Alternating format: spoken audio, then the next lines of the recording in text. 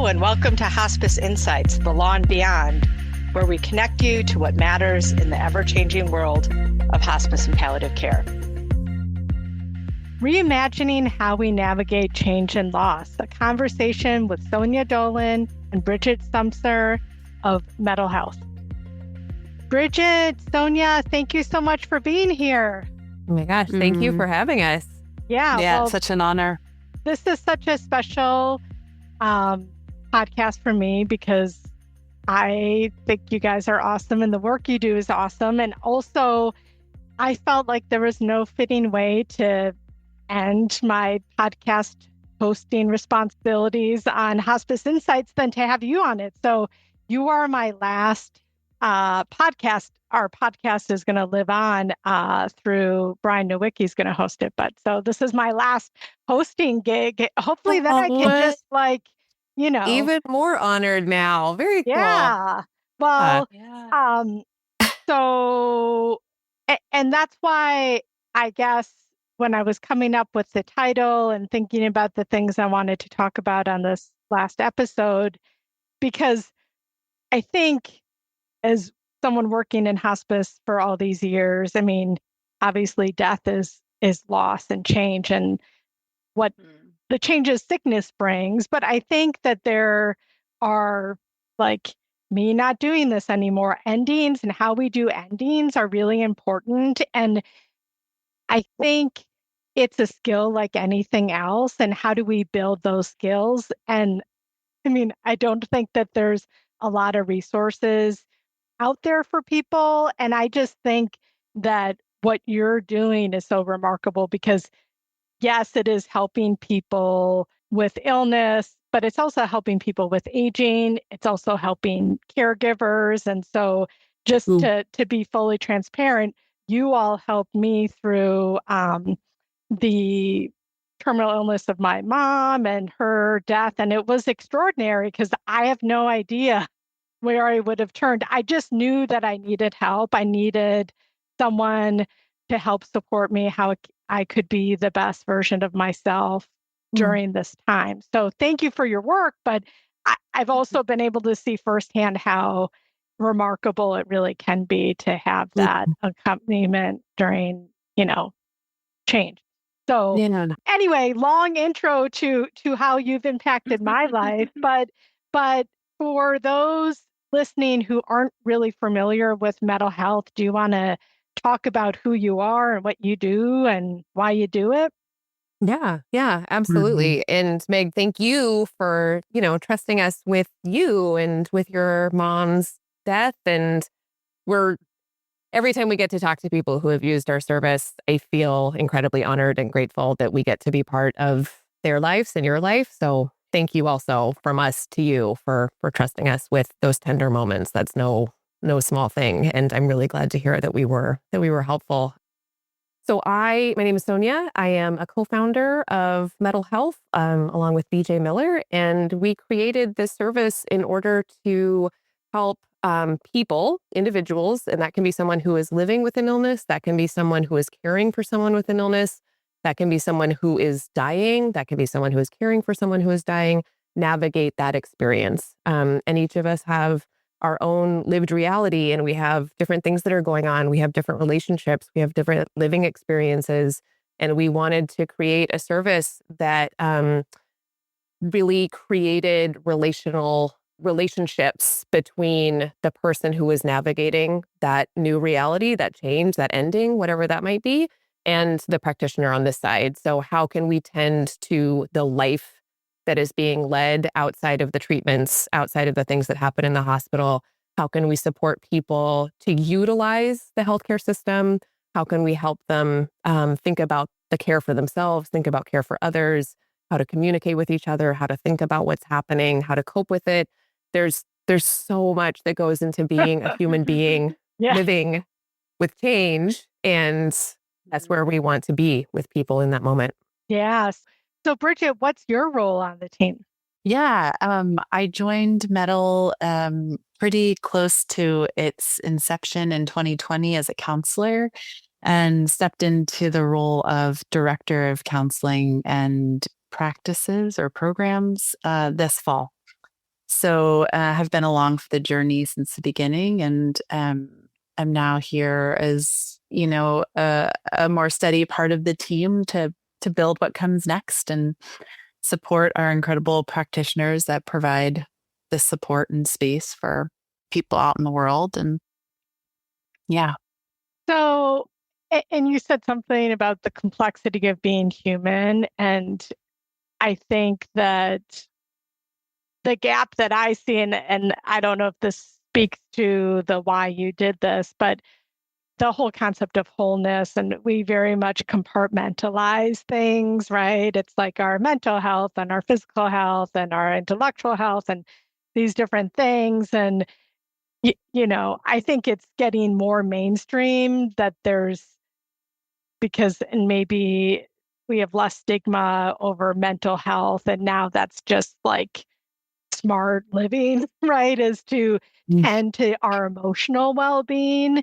And so, but you really don't, at least my experience working with you, it's not like, I don't know. It's different in what you're doing in that it's not just, it is Mm, like tending to your humanness and like mm, being, I mean, it's present because there's no solution here, right? I mean, it's just helping you trust yourself and asking probing questions. I don't know, but I have never found that in anyone else because most things are about problem solving. And obviously, you provide a very different approach than there is a problem mhm, that needs to be solved. There's like mhm. the tending to, and I know you use the word emotional accompaniment, which I think has a lot of wisdom to that. But Yeah, I mean, well, I'm just so humbled by like wholeness, whole people and whole lives. And we are so committed to a stance that is not oriented towards fixing, right? But oriented towards being with. And in the being with, are there things that we can help with that actually turns down some of the volume? So, not to fix it, but can we get clear on really practical or concrete things so that stress level gets turned down so that then there's more energy and more reserve for some of the unanswerable stuff that is involved in being a mortal human being, right? Or a mortal human being that loves other mortal human beings or is responsible for people they don't love, right? So we really do this dance, which is that we can't fix um, being human and having human experiences of the body. And there are definitely things where we can turn down the volume so there's more space or a little bit of respite to build our capacities to approach what is challenging differently, right? To build skills. It's really hard to build new skills or new capacities if all of the stress levels and all of the buckets are on fire. Right. yeah, So we don't shy away from helping with concrete things in service to people having more of their own internal resource to tend to the stuff that's really important to them. yeah. Well, I think like at least for me, like making things small is helpful, right? So I Mhm. mean, Natalie, who I know is on your team, and she's an occupational therapist. And at first I was like, what does an occupational therapist do? But then you have these great little videos on your website and just about helping people break down the things that you need to do. Like she even talked about, I can make this phone call with you, like these barriers we have because there is doing that needs to happen and like support in that doing. And so, I mean, I think it's, can be big sort of emotional work and presence, but it's also like those concrete, like, I Yeah. need to do this. And there are barriers to me doing this, Yeah. mentally or, whatever. And Hmm. I think people even seeing that as a thing that needs to be tended to, I think is just incredible right there. So, and I guess when I was confronted with my mom's illness, I knew I needed something. And I, because I've admired your work, knew that you guys were cool and doing interesting things, but I didn't know that, well, I'm not the direct caregiver for my mom, so maybe they can't help me because I don't think my family's going to want like some family meeting. So how can I, as a 50 now 1-year-old woman, like how can these people help me? And because I knew this was going to be, very difficult at many different levels. And so can you talk about how you support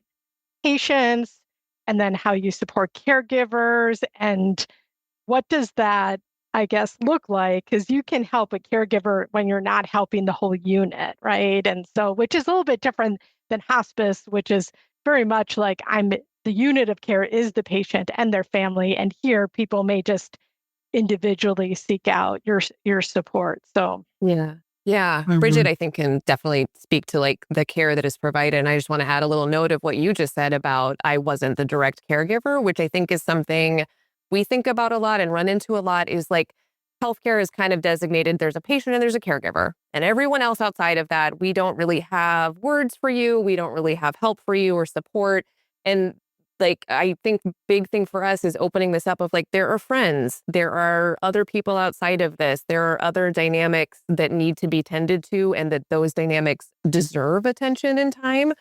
So we run into this a lot of just like word choice of how are we describing the people that we're tending to? Are they a caregiver? Do they see themselves as a caregiver? Do they see themselves as something separate? There's so many ways in which each of us can interact with this type of experience. And we want to open it up and say like, whatever your experience is, Meg, to your point of like, I don't know what I need, but I know I need something, that we're there for that you don't have to be in this like very defined bucket of I am the caregiver, I am living with this patient and I am doing this on a daily basis. There's so much more beyond those two people. Mm-hmm. And we want to be there for all of that. So this, I think, is also, it's a redefining of who deserves care in these systems. It's an expansion of, and it will, of course, take time and energy for us to get to people and say, no, you deserve this too. Like, you deserve this. You need it. We're here to support you. So that's just a bigger note on like the expansion of where this care can be given. And Bridget can kind of talk more about like what it is we do for these people. I mean, I think the hospice movement and palliative care as it followed suit was really revolutionary in this idea of patient and family as the unit of care. We need that model really desperately. We need it throughout the healthcare system really desperately. And it frames caregiver well-being as important as in service to patient experience and patient well-being. And I think a fundamental sort of position we take is that caregiver, family, care partner, whoever you may be in constellation to someone else who's sick, in your own potential to be sick or the potential of people in your life to be sick one day, like your experience, your well-being, care for you, you are entitled to care just because you are a person. Right? Not because we're going to help you cope better so that you can support your patient better. If that happens and that's something you want, that's a beautiful thing. But simply and profoundly because you are a person having human experiences, you are entitled to this type of care. And that's a hard thing to articulate and help people feel because we've got so much stuff about like, am I close enough to this to have this big of feelings about it and have somebody listen to me for an hour about it? And it's like, honestly, you just have to open up the newspaper, read a few headlines. And as a person, a sensitive or feeling or even whatever, just as a person, you're entitled to support to process the things that you are exposed to. And that's many degrees away, but there's grief and change and loss impacting all of us all of the time. And we really want to create spaces for people to get care, to get loved up, to be seen with no prerequisite of like, I'm 1 degree out. This is happening in my body, so therefore I'm entitled, right? It's like, no, you like just because you are a person, you're entitled to this kind of accompaniment and seeing and orientation and support. Yeah, well, that's, I I think, pretty radical, even saying that as a person who considers myself like, I'm very independent. I don't need help. Like, that's been one of like the midlife learning of actually the wisdom is asking for help. Like, no, I don't have this. And for most people know that I do a lot of drawing and art. And so even this morning, I was drawing these figures and they're like doing wild things like this woman surfing. I don't surf, but it was like, I don't got this. I'm going to do it anyway. Like I'm doing sort of these, I'm on a skateboard and like jumping off. And you know, in my younger years, I probably would have said, I got this. I don't need anything. I'm just going to do this. And now this sort of weird circle of, yeah, I'm doing this, but I don't have it. And so it was interesting as I was drawing this but there sort of felt like a freedom, like I don't have this because there's going to be things around me to like support me. And then what's the worst that can happen, right? Like is, Mm-hmm. then Mm-hmm. then you sort of fall apart and then you come back together in different ways. But so anyway, I think that and again, I think this is getting normalized more. And one of the things I wanted to explore is just your insight into how generationally things are changing, because I think there is just a sense that you should be. There was an article in the New York Times about people saying, and this is probably millennials, like, I won't date someone who's not in therapy. Like, that's like the new thing. Like, because it's that normal. Like, that means you're not reflective and you're not thinking about yourself and all this, which is pretty full circle from, like maybe my parents' generation and, not wanting to do grief support even or whatever. And so I think something is afoot where as this becomes more normal, that it's okay to ask for help and maybe you don't have that. And that's not failure. That's not, you're not competent enough to do this. This is just like hard. And you need someone to walk the path with you. And it doesn't mean burdening, I think, all of your other relationships. It's not that friends can't be supportive, but I think people who do work just in this space and grief and loss and what you do is different than even like a regular therapist. Cause I mean, there's just a lot out there. And so, but I guess what challenges do you see to what it is you're doing? I mean, both there's like the big healthcare system and what challenges are there and interfacing with that, but challenges with people being open to doing this, that it's somehow when you ask for help, it doesn't mean you don't, there's something wrong with you. Yeah. No, it's definitely a challenge. And what you mentioned about, I don't need help. I've got this. I have been in that exact similar situation with my mom years ago when she was dying of cancer. Like, I think to myself, would I have accepted help if it had been given to me in a certain way? And I'm not sure that I would have. And I think that's real. There's something that I think we experience that is, you have to get to your personal kind of level. And for people, for everyone, it's a little bit different of like, okay, I'm here and now I do need help. And a lot of the time we end up in that zone with people, I think, what feels too late, that there's so much work now that we want to do with them that we think is important around processing and getting right and having conversations. And now it's all shoved into a tiny little space. And we would love the opportunity to really work with people months, years in advance so that we can open this up. And to your point, kind of therapy is the wrong word, but like open this up and discuss it. Yeah. So then we get to these scarier moments, you can just be with your person and you can be each other with your people and you can have the conversations that you want to have versus living in a really terrifying, distressed place where you're making decisions and you're just freaked out about those decisions and what's going to happen. So I would love for us to, as we move through this world and people grow and change and we grow and change, that we're hopefully working with people much farther upstream to talk about this stuff. So then when they get to those places, they feel more prepared and less scared. But that's real. Like independence is like, ooh, especially in America. Like I am my own person. I will do this alone. I do not need help. Or maybe like my family is my unit, but still there's help is a 4-letter word to a lot of people. And I can understand why, because it's kind of been given to, like, you pull yourself up by your bootstraps, you do this thing, you go forward, you are successful, you are the person who makes it happen. It is not a tribe around you. And so I understand where we got that idea. And it's definitely something that I think we are trying to navigate with people, is to gently suggest that it's okay, like, to get the support. There's nothing bad about this, and it will do nothing but good things for you. But it's real, yeah, for sure. And I think the healthcare system on top of it creates even more of an idea of like, okay, you're going to do this alone, and you are going to try all of the things in order to extend your life, because that's how that system is working, is to cure, to fix. Meg, to your point, like, this is not something necessarily that we can cure or fix. So we have that system that's saying there's always something else to try. And until there isn't, we will keep going.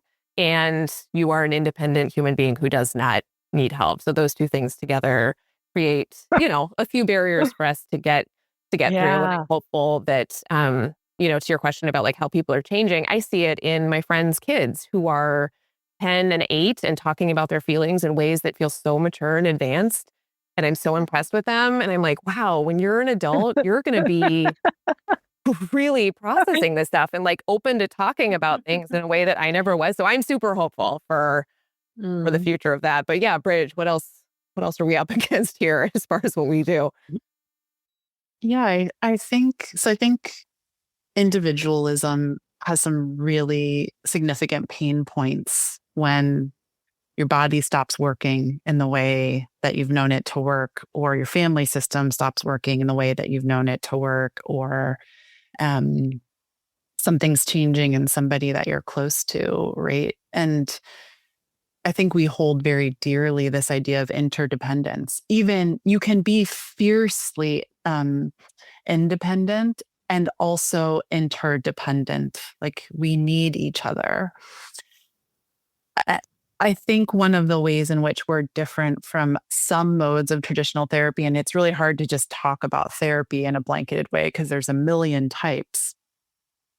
But, all of our counselors come with really deep bench experience with the healthcare system, with accompanying and companioning and helping people facing serious illness and the end of life. And we are people sitting with people. And that sort of changes the helping dynamic, right? There can be a lot of power in, I need help, I'm going to go to an expert for help, right? That can be this sort of power-based transactional thing.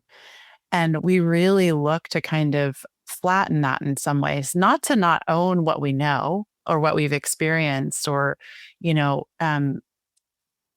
bring clarity where there can be clarity, because that's just so important. But we are humans that also sit with uncertainty, that also sit with the vulnerability of needing others, of the confrontation that happens when life is not manageable and our main mode is to manage, right? And there's something that's sort of softening, I think, in receiving help in that way. Because I'm not the expert of your life. Natalie was not the expert of your life. Natalie was expert in creating a space that invited as much of your life into the conversation as you were ready and willing and interested to bring.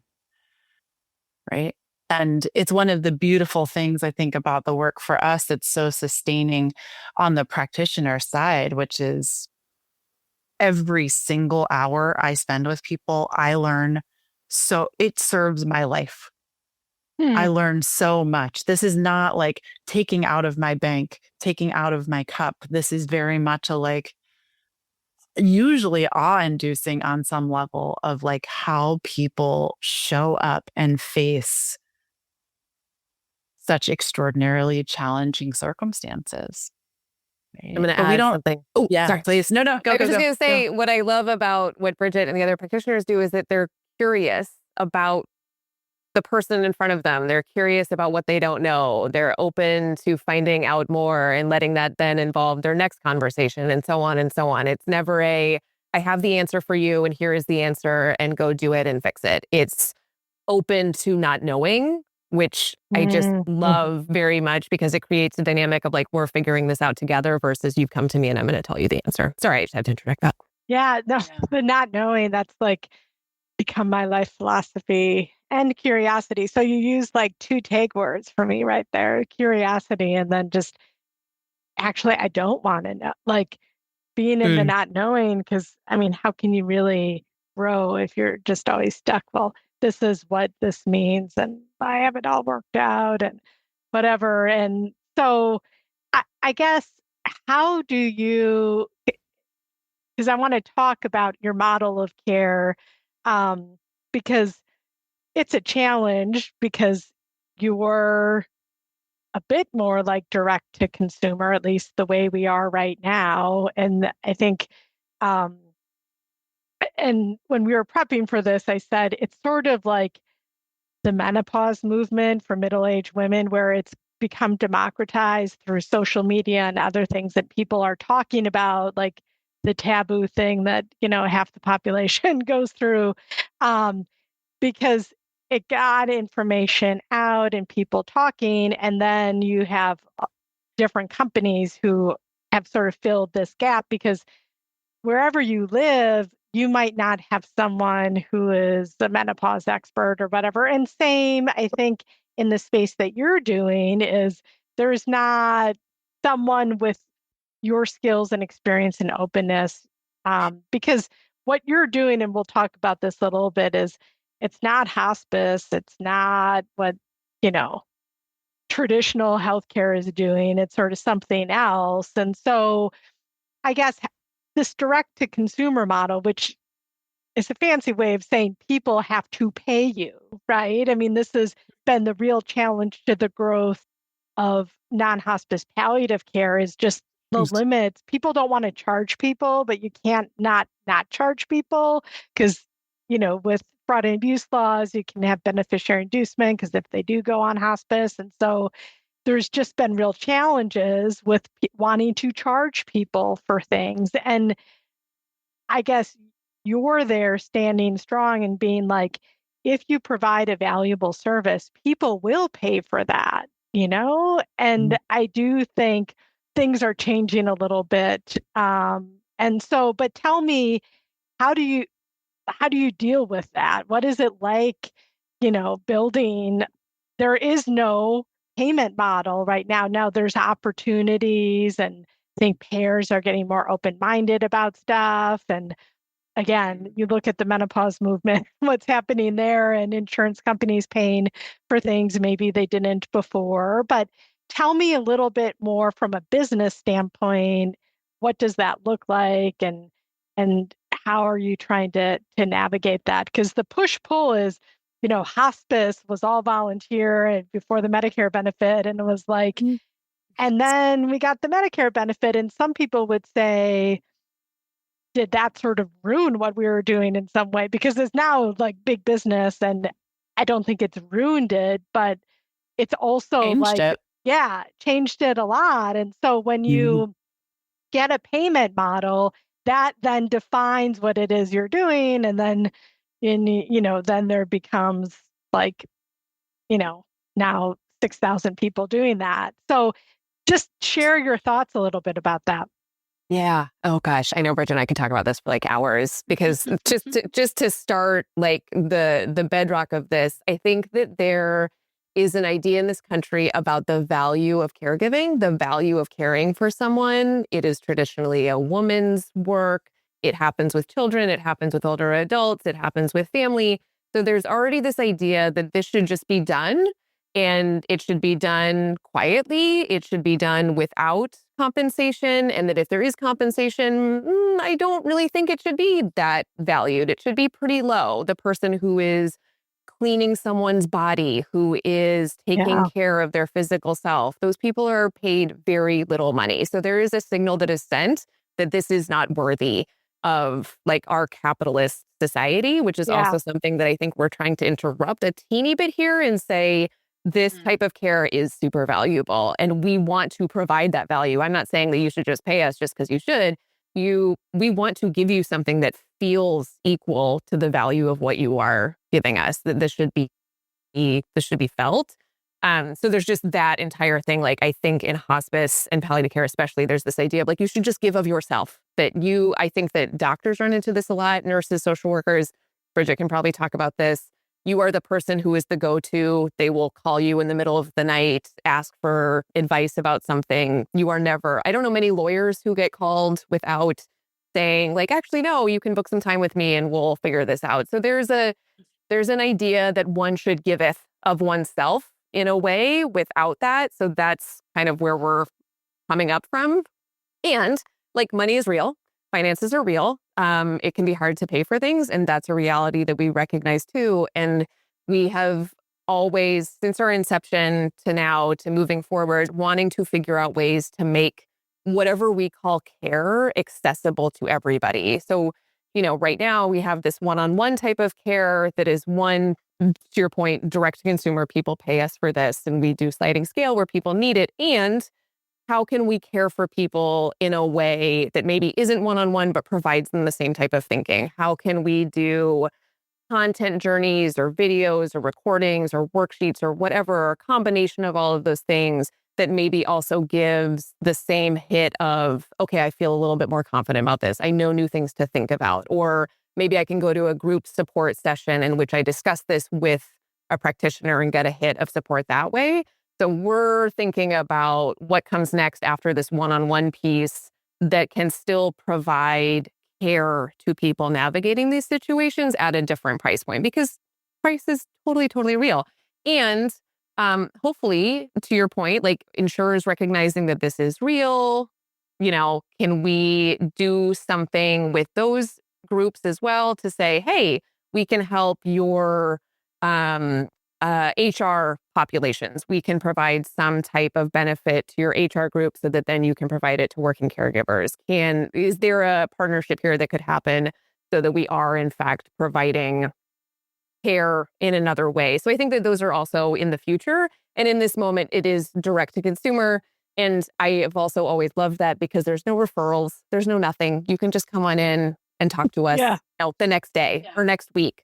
There is no something that has to be processed. There's not an insurance that has to be run. None of those things are in place. And we wanted to get rid of a lot of that red flag, stuff that stops you from getting access. So that was also important to be like, okay, yeah, coming in. We'll see you tomorrow and we'll talk about this next week. I think, Sonya, correct any of this that doesn't feel resonant to you, but I think it's a fundamental reason why Mettle was created outside of the healthcare system, right? Is that we want to be a place that is sort of forever expansive, where no conversation is unwelcome and no conversation is directed by what the money that is sourcing the connection or fueling the connection, fueling the time together says it should produce, right? Because that starts to muck up the space, right? If we need to be delivering advanced care plans, if we need to be delivering sort of bulleted goals of care summaries, that doesn't necessarily let us go to the places that are most true in this person and sitting in front of us live. So that distinction and that separation has been really important. I think a couple of other things just about the model is that we really look to create impactful experiences. So someone could come and sit with us once and sort of have enough fodder, enough of a sense of like connection, support that maybe they don't need to come back to us for a while. Right? Or they come 3 times, or they come every week for 6 months, right? Like we are really quite flexible and adapting to what people need. And we are not trying to build dependence on us. Quite the opposite, right? We are trying to, or we are looking to sort of help stabilize and ground folks in their life, not on telehealth, in their community, in real time. Right. And so we're not setting out to find thousands of people that'll come to us every week, you Hmm. know, endlessly. You want to come every week, like we're so down to hang with you. And the system, we're not looking to create a system that kind of fosters that kind of dependence. Yeah. Yeah. We want you to, come learn what you need to learn. And we have this word, like, hopefully you'll graduate and hopefully you'll come to us and be like, hey, I am feeling so much better than I was.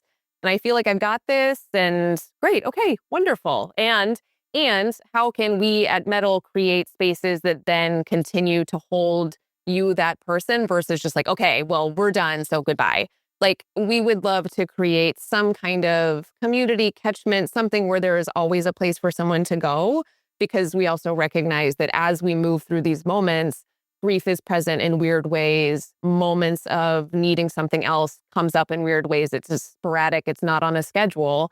So how can we continue to care for people in those little moments that pop up, even when we may not be engaging with them on a daily basis anymore? So that's a big goal for us too, is like creating something a little bit bigger that says, you're this one-on-one time might be done with us, but we're still here in this capacity, and you can check in and get a hit of something that feels good for you in this moment as you move through these other phases of your life.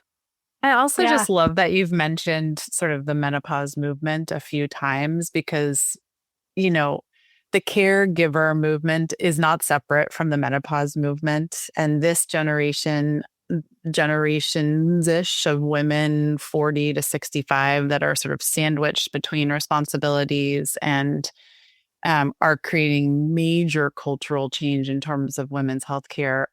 Like, I would not be surprised. I sort of felt like one day I woke up and menopause, perimenopause care was everywhere. I would not be surprised if we felt the same way about caregiver care and well-being, because there's so much work happening in that space nationally to build language around it, to build community around it, to build the literature around it. And the healthcare system historically has not been able or interested because there's no payment source there. So it's gonna happen on the consumer side. That's gonna push change across all of the institutions. But um, I think it is very possible the same group that's pushed menopause care is going to push major change in this space for everybody across generations. Like Yeah. in the coming years, like now. Exactly. It's beginning. And as you say, it's like the overlapping group. I'd imagine a lot of the people who seek your help could also be women that are like getting okay with asking for for help. Um and maybe this is uh typical, but I remember when I was meeting with Natalie, it was like, can I keep seeing you? Because it was like over like 3 times, because it's like, well, I don't want to burden you. I don't want to Mm. take you away from other people. And so I think that's something that I really appreciated, is there's not like some package you have to like sign up for. Because as you say, this work is like sort of up and down. And sometimes you feel like you have it, and then something happens and you feel like, oh yeah, I really don't have that. Um and like Mhm. that's okay, and being in a space that doesn't sort of have, judgment. And again, just to, because I want to, as we wrap up here, talk about um how you can partner and collaborate with others. And I guess to start that, my own like personal experience, I was seeing Natalie a little bit before.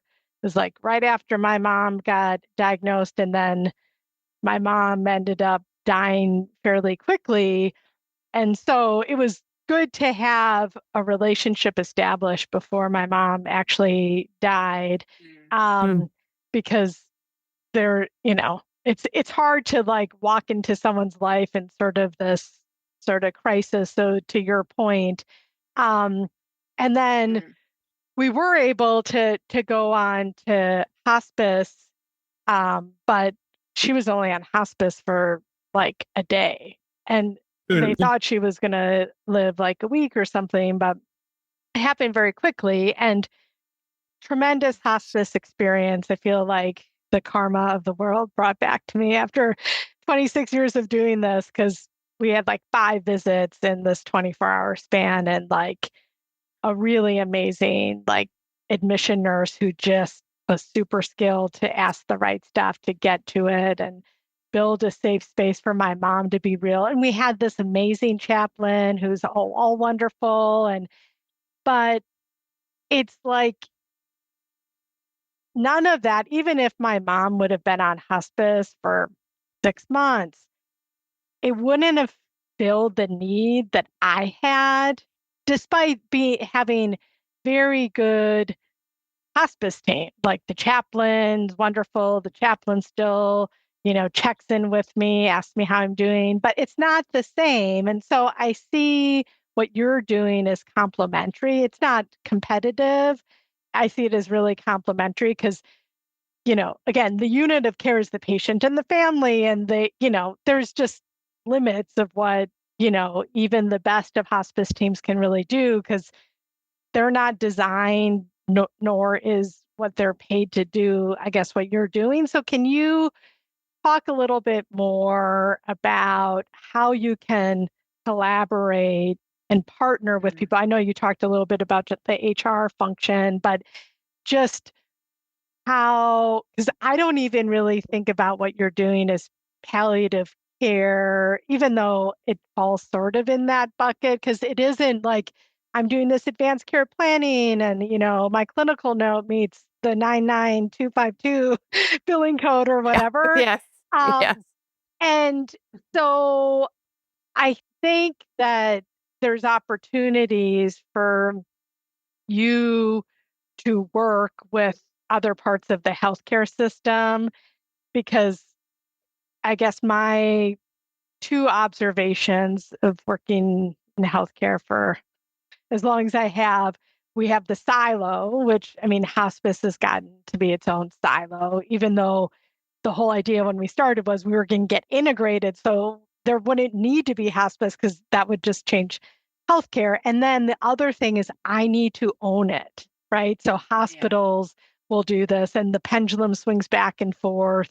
Like hospitals start up their own hospices or home health, and then they realize that's not my core business. I'm not good at it. And then they sell it, and the pendulum keeps swinging back. And so I don't think the silo is good, but I also don't think people can do everything well. And so this like, well, I'm just going to do the whole continuum and whatever. And so if we're not going to have either one of those models, we need to complement and collaborate and partner and like, so tell me how your vision is how you might interface with hospice, because grief support in hospice varies, dramatically, because there's not a lot of rules defining what the 13 months of bereavement support after death really looks like. And most hospices don't do like therapy grief support. It's more like grief support groups or stuff. So tell me how you envision, because a lot of our listeners are going to be healthcare providers. And I guess I want people to see how you can complement what they're doing and fill something that's essential, but not being met, not because people don't want to, but it's really not what you're getting paid to do. And so. Right. Yeah. Well, hello, people who are listening, practitioners out there.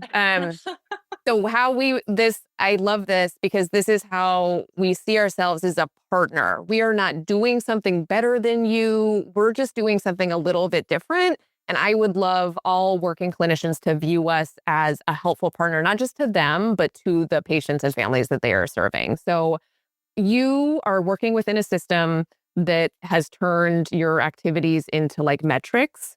So therefore, I don't believe that there is time in the day for a lot of the stuff that needs to happen. And I think a lot of clinicians know that. And to your point, Meg, it's not that they don't want to do it. It's just that the system is not set up to support those types of longer conversations, bigger ideas. How do we manage this? How do we think about communication, et cetera? So we want to come in and be like, hey, oncology nurse, this is so we can support your person and tend to all of the stuff that you just don't have the time to do.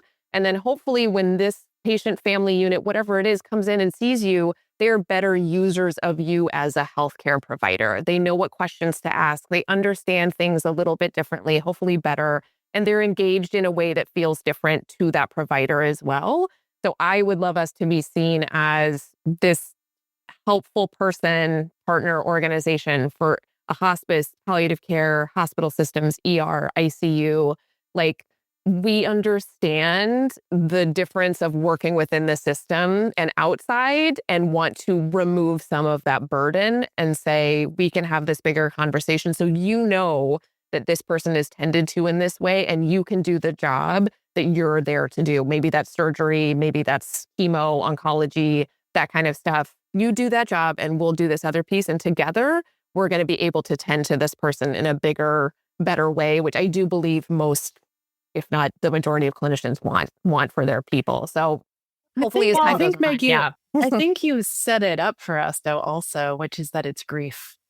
And grief is not right. Every single person listening here knows that grief is not just bereavement. Grief is the feelings that start to percolate when your body starts to change, when you start to notice changes in your spouse, when you're sitting at the Thanksgiving table and your mom has just told you the same story 2 times in a row, right? Grief is the emotional experience along the entire trajectory that does not have a home. And we are deeply indebted to the hospice movement in making grief a part of the discussion at all. And to your point, grief offerings, bereavement offerings are hugely variable and often really underutilized, even when there are robust systems, because grief is snarly and it's intensive. And I need to talk to somebody twice in 1 week. And I don't want to touch this for 6 months. And then, like, oh my God, I'm going to get my wedding dress and my mom is not here and I need to talk to someone now. And that kind of ride does not fit into big systems. And that is not a critique of the big system. It's just to say, like, it doesn't happen in those spaces. It doesn't happen in the same rooms where anxiety is being pumped through the the air ducts, where everybody's executive function is already hit because you're asked to do so much in healthcare spaces. And so we can really be a partner in the learning to live with and be with and adapt and adjust to the grief that is forever present. That is forever present long after 13 months, that people face decades later, that they reface when their own illness presents itself, right? Grief finds other grief. So, like, we are often tending to grief in most conversations, even if it's never named as such. And, like, we can be your partners in that, including practitioner grief, the grief of the moral injury or the moral distress that goes into caring for so many people day in and day out that are whole, complex human beings coping very differently with similar circumstances. So, like, that's one encapsulation of how to think of us is really in partners for the snarly space of grief. Yeah, I think there's just so much opportunity there, because I think that there's so much, and I think we're on the precipice, as you say, of change. I hope I'm not being overly optimistic, but, like, people want resources. And again, it's not that I won't pay for it, but, like, all of my friends, all of our parents are older, and it's like, how can I find someone who's going to adapt my parents' house, which is, a 1930s house with some grab bars and this, because my dad's getting a hip replacement and this and that. And it's like, who does that? Like, and who's reputable? And, like, how do you find people that help you? Because everyone wants to get care at home, right? That's ideally where most people want to be served. And obviously, you're using technology to do that. But I think there's just so many things as you start dealing with illness that people need help with. And it's like, I want to pay a handyman who knows the right products to use that can be life-changing. And so hopefully as humans and healthcare systems, we see the value. Even if I don't do it, there's a value in connecting people to resources that can help them. And you being one of those resources, because we don't do that, but it's really important, And so I just think and I think there's a piece there, and it's not true for every person, and we don't assume that anything is true for every person, but why do the grab bars sit on the to-do list? Well, that's it for today's episode of Hospice Insights, the Law and Beyond. Thank you for joining the conversation. To subscribe to our podcast, visit our website at hushblackwell.com or sign up wherever you get your podcasts. Add the lifted seat. Until next time, may the wind be at your back. It makes my home feel sterile. It reminds me that I can't in the ways that I could. It makes me feel like I'm insulting my mom's ability to take care of herself. This is the griefy stuff around all of the logistic, practical things. And then people come in feeling so much shame, being like, why can't I just call the handyman to install the grab bars? And it's like, because it's painful, and it's okay that it is. Yeah. It is a significant symbol of how things are changing. No shame that feels hard.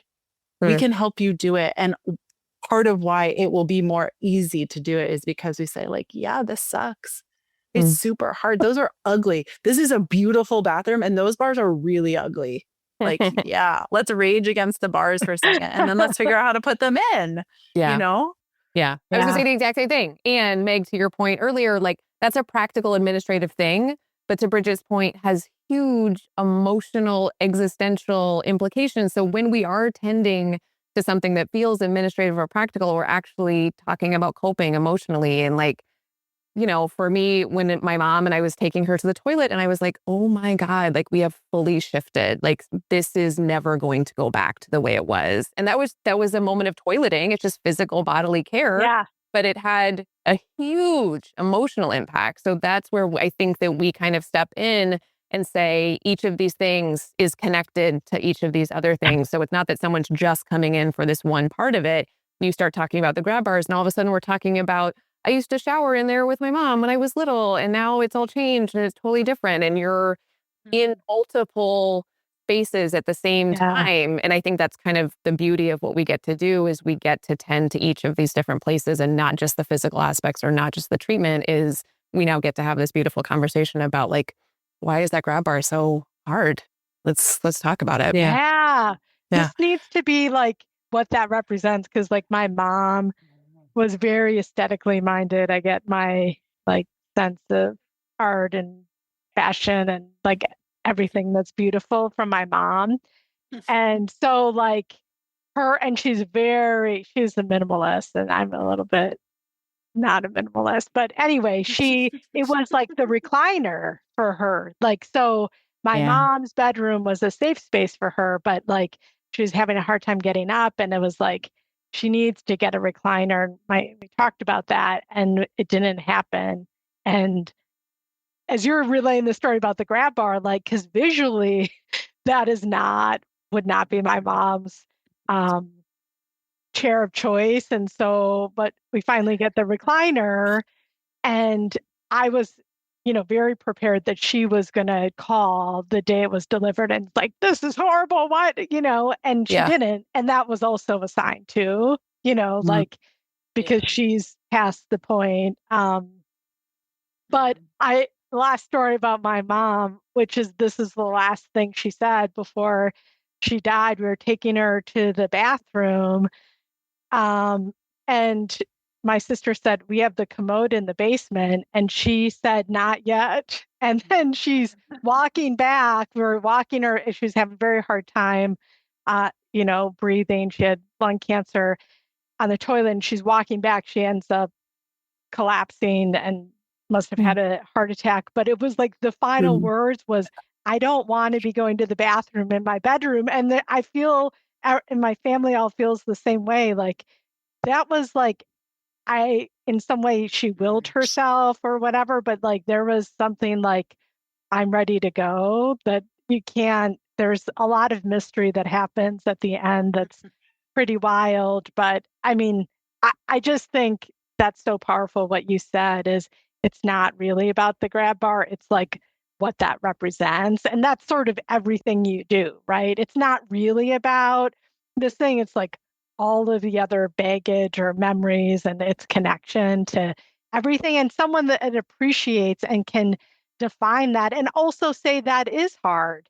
Like to see my mom's bedroom with a recliner in that she would never want, even though I picked out the most aesthetically minded recliner, it is not what she would choose to have, and like why that can be, difficult. But how can we do that to not do what's important, which is the grab bar is important, the recliner is important. So like coming over that barrier is super important. And so but well, what you do is amazing, and walking the path is really hard. But I guess as we close up here, what's on the horizon for you? What are you guys excited about? Oh my gosh, we have so much many things. We have so much to be excited about. Everything. This coming year, with Bridget coming on in this role that she's now in of director of our practitioners and our programs, she can really put time and energy into like what it is we're providing to the people who come to us and expanding that beyond this one-on-one offering, which is so beautiful and wonderful. And we want to keep that forever because we love that.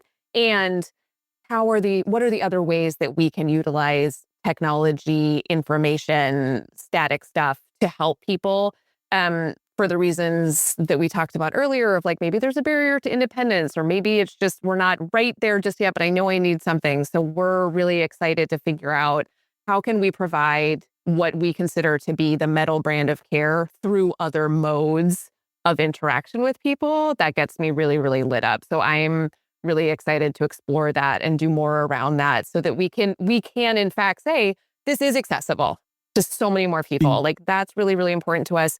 Everyone gets sick. Everyone dies. This is something each of us will experience, and therefore it needs to be pretty democratized. And we would love a system where everyone can say, yeah, I have access to that. I can get this information. I feel better about this. So being able to utilize technology, what's already out there to start to build on that is something that we're doing in the next few years that we're really, really excited about. And just expanding what we do beyond this one-on-one piece of like, okay, I'm with you for this hour, but like really thinking about what it is that we're creating together, what it is we're working through, what we want you to have at the end of it. So being more mindful about what it is that we provide to the people that we're serving as well. And that kind of goes back to the curiosity word I used earlier, is that we want to always be curious about what makes sense next, what else can we do, and never just say like, okay, we're done it. Great, we're set. Like we want to be an ongoing place of curiosity about what we can do differently or change or make different. Yeah. Yeah. Well, hopefully it will be the same wish hospice had. Like we won't need Mettle because the whole world is now doing that, right? Amazing. Yes. But until then, Wait, Meg, just an amazing conversation. And thank you so much for the work you do. It's really amazing. And we're linking to your website so people can check that out. And you have all these amazing videos and webinars you record and whatever. And there's like oodles of information on there. So we'll link to that. And again, thank you so much for your time. Thank you. Thank you. Yeah. Wonderful. What an honor to be here with you today in particular. Yes. Yeah. Congratulations. Thank you so much. Yay. Congratulations. Yeah. Celebrate. Thank you. Take care.